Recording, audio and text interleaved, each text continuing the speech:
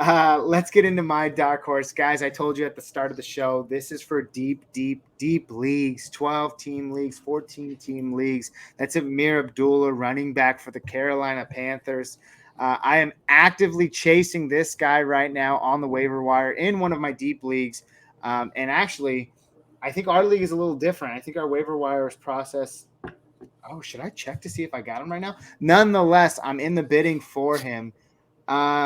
And there are a few reasons why. I know we talked in depth about Tom Brady earlier at the top of the show, and you're not going to not start your studs, even with all the weapons that he's missing, even with that Carolina defense being so competitive.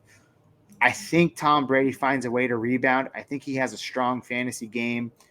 And how that reflects on the other side of the ball is tremendous. You got Chuba Hubbard and AMEER Abdullah over there. Chuba Hubbard hasn't found any passing game success over the last 2 weeks since the departure of CMC, only finding himself one target over the span of those last 2 games. AMEER Abdullah has found 8. He got lucky last week, caught the touchdown, which was great. However, I do feel like they will find themselves in a negative game script this week. I think Tom Brady finds a way to get it done.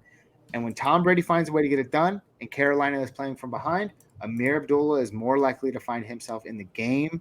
With that being said, over the last few weeks, he's caught 4 balls, 2 balls. That's not a lot of action. And last week's production came mostly from the touchdown.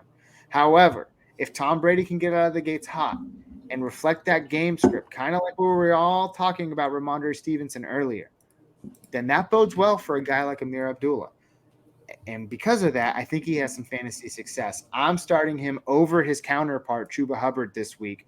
The front 7 of that Bucs defense has been susceptible over the last few weeks, but it's been because of the guys that they played against. I don't think Chuba Hubbard matches up talent-wise with those guys that they faced. They are, however, susceptible through the air, which is what AMEER Abdullah is going to beat you. He's going to beat you in the air as a pass catcher out of the backfield. The Bucs are the 4th best team to play against when you are the running back who's catching the ball out of the backfield.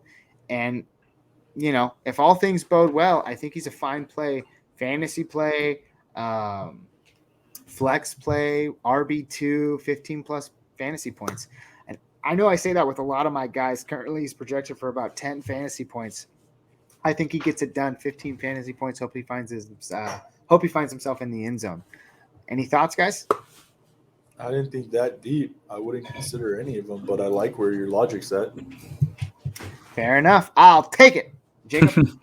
No, it's definitely a deep dive dark horse, and he had a really good week last week. And look, we thought Chuba Hubbard was going to step in and do what Mike Davis did last year with CMC out. No way. So, it looks like they're splitting at least touches. So Abdullah is not a bad play, especially in the passing game for sure.